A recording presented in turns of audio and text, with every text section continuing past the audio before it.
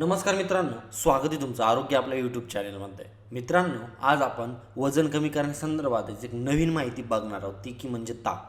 मंडळी, नुकताच आता उन्हाळा सुरुवात झालेली आहे आणि या उन्हाळ्यामध्ये आपण ताकाचं सेवन करतो. पण मंडळी, यामध्ये आपण ताक कुठल्या पद्धतीनं सेवन केलं पाहिजे, म्हणजे की जे बाजारात मिळतं ते ताक पिलं पाहिजे किंवा घरी बनवलेलं ताक पिलं पाहिजे किंवा कशा पद्धतीनं आपण ताकाचं जर सेवन केलं तर हे उन्हाळ्यात आपल्या शरीराला कशा प्रकारे याचे फायदे होऊ शकतात या संदर्भातली आजची माहिती आहे. तर मंडळी, उन्हाळ्याच्या दिवसात ताक पिणं गुणकारी ठरतं, पण ताक पिताना काही नियम पाळायला हवेत.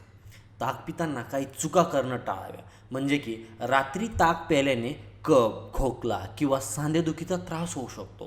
ताक नेहमी सूर्य उदयानंतर आणि सूर्यास्तापूर्वी प्यावे.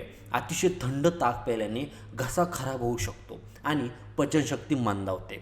मठ्ठ्यातील थंड ताक पिणं केव्हाही उत्तम ठरतं. खूप दिवस ठेवलेलं किंवा जास्त आंबट झालेलं ताक पिऊ नका, यामुळे पित्त वाढू शकतं आणि घशात जळजळ होऊ शकते. ताकात साखर घालून पिणे टाळावं, त्याऐवजी जिरपूड किंवा काळं मीठ घातल्यास ते अधिक पाचक ठरतं. जेवणानंतर लगेच खूप पातळ ताक पिण्याऐवजी थोडं घट्ट ताक प्यावे, जेणेकरून पचन व्यवस्थित होईल. ताक पिताना किंवा पिल्यानंतर लगेच फळ खाऊ नये, यामुळे शरीरात विरुद्ध आहार तयार होतो.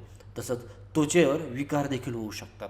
खूप गरम अन्न किंवा थंड ताक एकाच वेळी पिऊ नये, यामुळे पचनसंस्थेवर ताण येतो.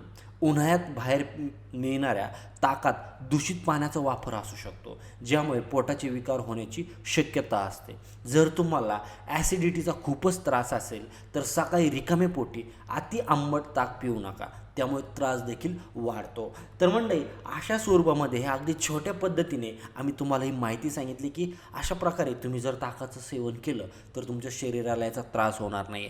तर मंडळी, होती छोटीशी माहिती कशी वाटली कमेंट करून नक्की कळवा. धन्यवाद.